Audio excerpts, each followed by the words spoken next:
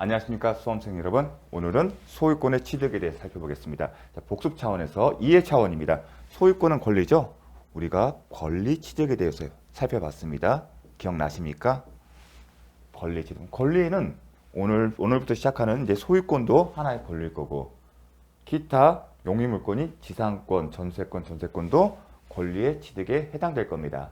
다만 권리 취득편에서 중요한 것은 소유권의 취득인데, 복습 차원에서 하겠습니다. 취득은 원시 취득과 승계 취득으로 구분한다고 했습니다. 원시 취득은 뭐였죠? 대표적인 게 건물의 신축. 건물의 신축이 원시 취득입니다. 원시 취득과 승계 취득에 구분하는 기준이 뭐죠? 원시 취득은 타인의 권리를 전제로 하지 않는다는 겁니다. 반대로 승계 취득은 타인의 권리를 전제로 한다는 겁니다. 근데 건물 신축은 타인의 권리를 전제하는 게 아니라 새롭게 소유권이 창설되는 겁니다. 그런 점에서 건물의 신축일 때는 원시 취득이다. 그리고 기억할 게 뭐냐면 건물의 신축일 때는 187조에 따라서 법률의 규정에 따라서 등기가 없더라도 물권 변동, 즉 소유권 취득의 효력이 발생한다는 것을 함께 기억해 주십시오. 승계 취득은 뭐가 있었죠? 종류가 이전적, 그 다음에 창설적, 승계 취득으로 구분을 합니다. 이전적 취득과 창설적 승계 취득의 개념은 어떻게 구분이 되죠? 이전은 말 그대로 타인의 권리가 동일성을 가지면서 누군가에게 이전하는 겁니다. 즉 권리의 주체가 변경되는 겁니다. 창설은 뭐죠? 예컨대 이전적의 권리의 주체 변동을 예컨대 매매 계약을 통해서 소유자가 바뀌는 게 이전적 승계 취득일 겁니다. 반면에 창설적 승계 취득은 뭐냐면 타인의 권리를 전제로 한다는 점에서는 이전적 승계 취득과 같습니다. 그런데 이전적 승계 취득은 권리의 주체가 바뀌는 건데 창설적 승계 취득은 권리의 주체가 바뀌는 게 아니라 타인의 권리를 전제로 해서 제한적인 권리들이 설정되는 겁니다. 예컨대 제한적인 권리는 뭐가 있죠? 용의물권이나 담보물권이 있는 겁니다. 즉 여러분 소유의 부동산에 용의물권, 지상권이나 지역권이나 전세권을 설정하는 것, 아니면 담보물권, 저당권을 설정하는 겁니다. 근데 주의할 점은 설정된 제한물권, 예컨대 여러분의 부동산에 대해서 제한물권, 용의물권이나 담보물권이 설정한 다음에 그 설정된 물권, 제한물권을 제3자에게 이전하는 건 뭐가 되죠? 그건 이전적 승계입니다. 그것까지 한번 기억을 떠올리시면 됩니다. 또한 이전적 승계에는 특정 승계와 포괄 승계가 있습니다. 포괄 승계를 하게 되면 뭘 기억해야죠? 상속. 특정 승계는 매매 등을 생각하시면 됩니다. 상속이 아니면 특정 승계가 된다고 그렇게 기억을 하시면 될 겁니다. 이제 권리 취득에 대해서 살펴봤습니다. 근데 우리가 이제 지금까지 소유권의 변동에 관해서 공부를 했을 때 항상 매매 계약을 원인으로 했습니다. 매매 계약, 이걸 채권 행위였죠. 채권 행위였고 플러스 물권 행위. 이렇게 되면 물권 변동의 효과, 지금 소유권 이전 등기 효력이 발생한다. 그렇게 공부를 했습니다. 물권 행위는 어떻게 우리가 기억하고 있죠? 물권적 합의와 플러스 등기. 등기는 사실적인 행위, 물권적 합의는 소유권을 이전하기로 하는 합의의 의사표시를 받죠. 채권 행위도 기본적으로 의사표시입니다. 지금까지 배운 것은 매매 계약을 기초로 해서 소유권이 변동되는 것을 살펴봤습니다. 이게 의사표시가 기초된 것 때문에 뭐라고 하죠? 법률행위였습니다. 즉 지금까지 우리는 법률행위에 의한 기초한 소유권 변동을 예를 들으면서 계속 공부를 해왔습니다. 그런데 소유권 취득에는 이 매매 계약과 증여 계약이나 교환 계약 같은 의사표시를 기초로 하는 법률행위에 의한 취득도 있겠지만 법률 규정에 의한 취득도 있습니다. 소유권 파트, 물권법 소유권 파트 편의 법률 규정에 따라서 소유권을 취득할 수 있는 경우를 규정하고 있습니다. 법률행위 취득에서는 핵심이 뭐였죠? 매매계약 의사표시였죠. 의사표시였기 때문에 의사표시에 하자가 있었을 때 어떻게 효력을 다룰 것인지, 그 의사표시를 대리행을 통해서 했을 때는 어떠한 요건을 갖추는지, 그런 의사표시에 기초해서 공부를 했었고, 물권법 파트에서는 뭐가 되었죠? 법률행위의 취득일 때는 186조에 따라서 물권 변동의 효력은 등기를 해야만이 효력이 발생하고, 예외적으로 187조의 경우 공용징수, 상속, 그 다음에 형성판결, 기타 법률 규정에 의한 경우는 별도의 등기가 없더라도 소유권 변동이, 물권 변동의 효력이 발생한다가 핵심 포인트였습니다. 그런데 다른 권리에 달리 소유권 이외에도 권리들은 많겠지만 소유권 파트에서는 이 법률 규정에 의한 취득이 중요한 내용들이 있습니다. 어떠한 내용이 있냐면 이와 관련해서는 우리가 배우는 취득시효, 오늘부터 배우는 취득시효가 있고요. 가장 중요한 거 되겠습니다. 그 다음에 부합이라는 게 있습니다. 이거 외에도 선후취득, 이거 외에도 매장물의, 무주물의 선점, 매장물의 발견 같은 내용들이 있습니다. 먼저 취득시효는 우리가 시효라는 개념은 이미 살펴봤습니다. 그런데 그전에 뭘 배웠죠? 소멸시효입니다. 발생한 채권이 일정 기간이 도과되면 권리가 소멸되는 소멸시효인데 지금은 뭐죠? 취득이에요. 시효는 말 그대로 시간적인 개념이에요. 어떠한 일정한 시간의 요건을 갖추면 취득한다. 취득시효를 배웁니다. 그런데 취득시효는 크게 뭘로 나누냐면 점유와 등기부로 나누어집니다. 그래서 점유 취득시효와 등기부 취득시효. 물론 이 취득시효 대상은 부동산입니다. 기억할 것은 부동산 취득시효입니다. 종리에는 점유 취득시효 완성으로 부동산의 소유권을 취득하는 경우 부동산 등기부 취득시효가 있습니다. 이러한 경우들이 법률에 규정한 취득입니다. 소유권을. 먼저 기억하시면 종류를 기억하십시오. 부합은 부합도 중요합니다. 큰 제목은 첨부예요. 부합, 혼합, 가공인데 핵심 포인트 뭐냐면 물건의 같은 독립한 물건의 경우는 소유자가 하나의 물건이 소유권이 성립니다. 물건 독립한 물건이면 물건의 객체는 독립한 물건입니다. 독립한 물건이 열고 있으면 그 물건마다 소유권이 성립이 될 건데 이 부합의 경우는 독립한 물건에 대한 별개의 소유권, 소유권이 각각 다른, 소유자가 각각 다른 물건이 존재했을 때 경제적인 효용의 관점에서 부합의 이론을 가지고 두 개의 소유권을 하나의 소유권으로 만들어주는 겁니다. 그 가운데 매개는 경제적 효용입니다. 해당 파트에서 배울 겁니다. 그게 중요합니다. 그 다음에 선후취득이라는 게 있는데 되게 중요한 겁니다. 하지만 선후취득의 대상은 동산입니다. 그런데 우리는 동산의 선후취득은 시험 범위가 아닙니다. 그러면 부동산은 선후취득이 있다 없다? 없습니다. 선후취득은 동산에 대해서만. 그리고 무주물의 선점, 매장물의 발견, 그리고 유실물의 습득과 관련되는데 시험은 무주물, 그러니까 주인이 없는 물건을 누군가가 선점을 했답니다. 먼저. 근데 무주물에는 종류가 부동산과 동산이 있는데 부동산과 관련해서 간혹 지문으로 뜹니다. 어떤 경우냐? 주인이 없는 부동산의 경우는 선점한 사람이 소유가 된다? 아니다. 부동산은 국가가 소유를 한다.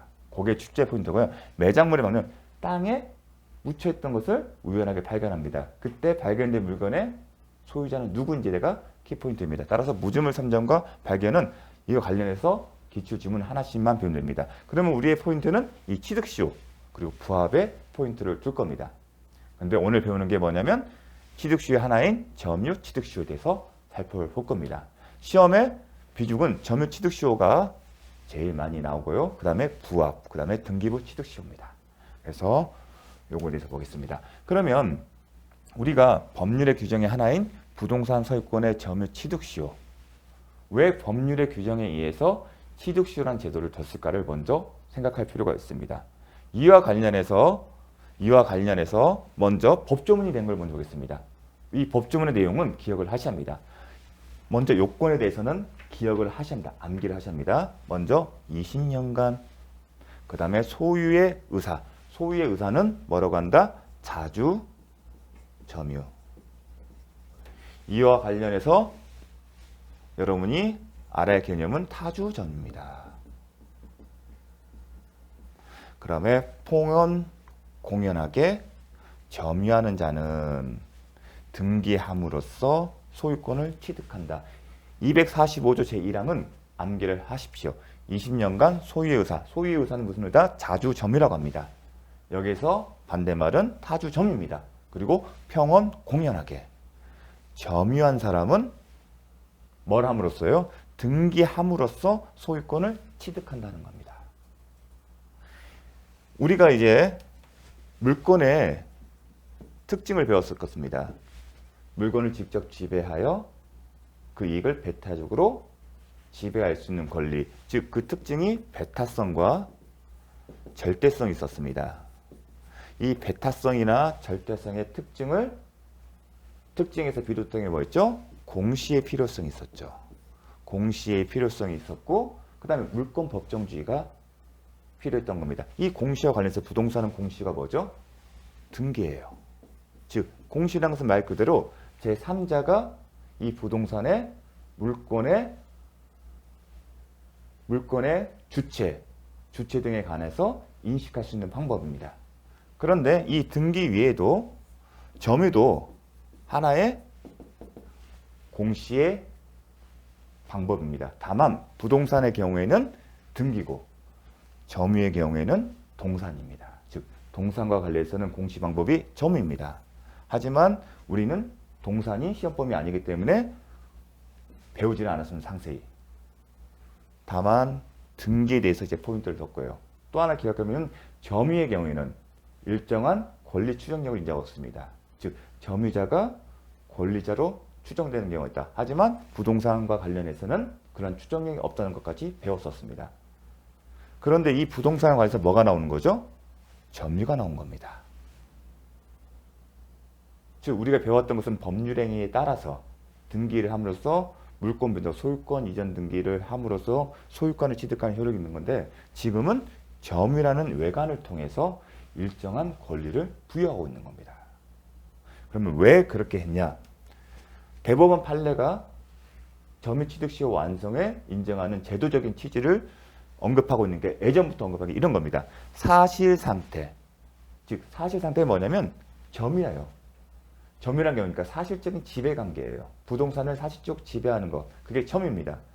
사실상의 개념이다. 그 사실상태를 존중하여 진실한 권리관계로 높여 보호함으로써 즉 이 얘기는 뭐냐면 사실상태를 존중해서 그 사실상태에 대한 점유할 권리 예컨대 본권이 있는지 여부를 따지지 않고 권리관계로 승격시켜준다는 겁니다.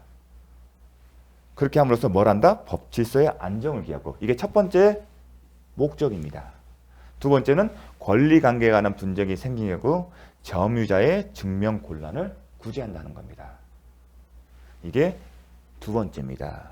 그런데 이런 취지들은 많이 퇴색이 됐어요. 왜 점유 취득 시효 완성에 이런 의미들이 정해냐면 우리가 민법이 제정된 이후에 부동산 등기의 성립 요건, 물권 변동 효력은 등기가 필요하다는 인식은 처음에는 보통의 국민들에게 받아들이지 않았어요. 지금이야 부동산의 소유권을 넘겨받으려면 등기를 한다는 게 상식처럼 받아들이지만 과거에는 그렇지 않았습니다.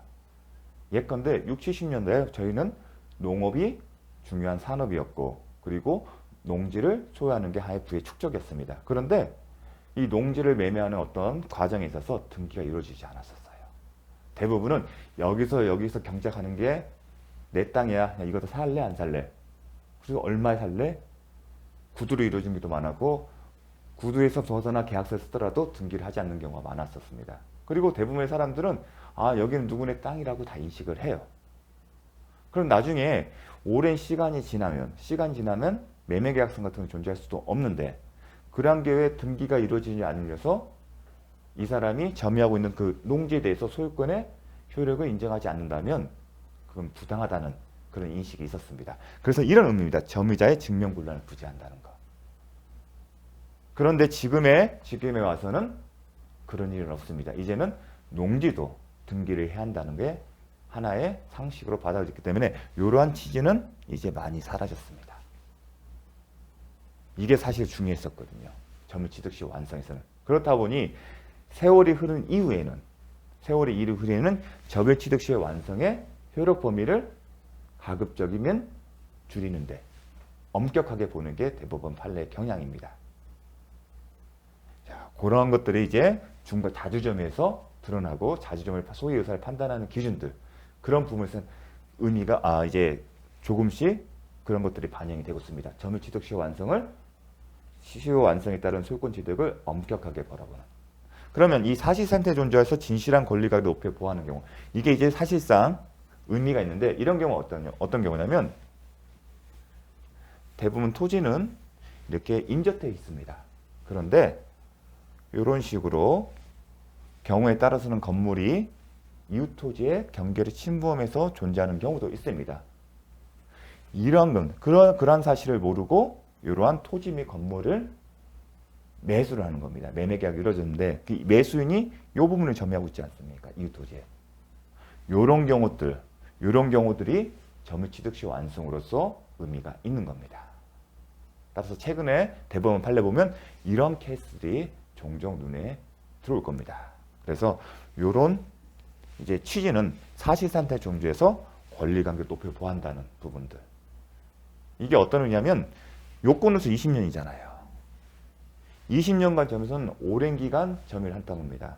근데 소유자라면 20년 사이에 자기 토지의 경계 침범됐다면 어떤 액션을 취하는 게 기대됩니다. 20년간 자기 땅을 그대로 방치하는 경우는 없습니다. 방치를 한다는 것은 소유자가 자신의 권리에 기초한 뭔가를 액션을 취하지 않았다는 겁니다. 그런데 그것은 소유자로서 기대되는 행동들은 아니거든요. 그러한 점들을 이제 반영해서 사실상태를 존중해서 진실한 권리관계로 승격시켜주는 겁니다. 그게 취지입니다. 자, 이런 취지들은 그냥 상식적으로만 아십시오. 이게 직접적으로 시험으로 나오는 거 아니고 과연 점유취득시효가 무엇인가를 이야기한 하나의 개념적인 그런 이해를 위한 차원에서만 이제 설명드립니다. 취지는 오히려 요거 조문을 정확하게 기억하십니다. 그리고 또 하나 미리 말씀드린 등기부 취득시효가 있어요. 등기부 취득시효는 10년이고요. 그 다음에 등기가 돼 있습니다. 그리고 평원 공연이 뿐만 아니라 선의 무과시를 요하고 있습니다. 등기부 취득시효에서는 평원 공연뿐만 아니라 선의 무과시. 근데 점유취득시효에서는 선의 무과시를 요하지를 않습니다. 그리고 평원의 개념은 뭐냐면 평원하다 보면 반대말을 생각하시면 됩니다. 폭력적인 폭력.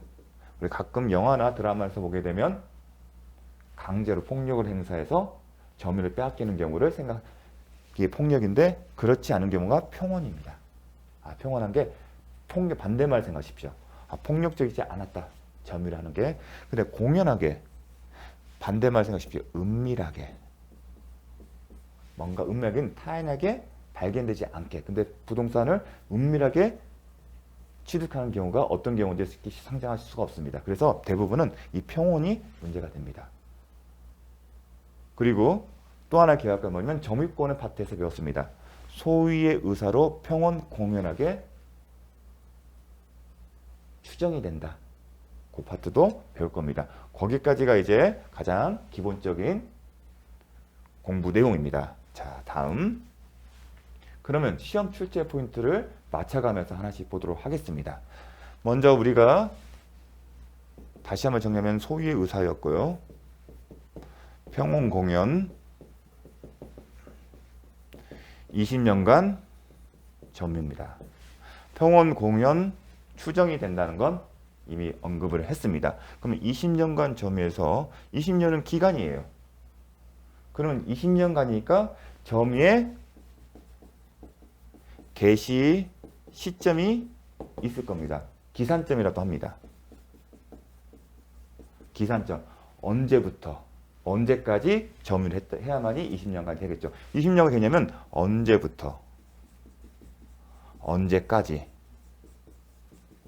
이런 개념입니다. 그러면 언제부터는 점유 개시일이라고 합니다. 점유 개시일을 점유자가 처음부터 점유를 개시한 시점을 아닌 다른 시점을 주장할 수 있을지 하나의 쟁점으로 중요한데, 요거와 관련해서 원칙과 예외가 있습니다. 그 부분에 대해서는 상당히 중요한데 최근 10년 동안에는 출제가 거의 되지 않았습니다.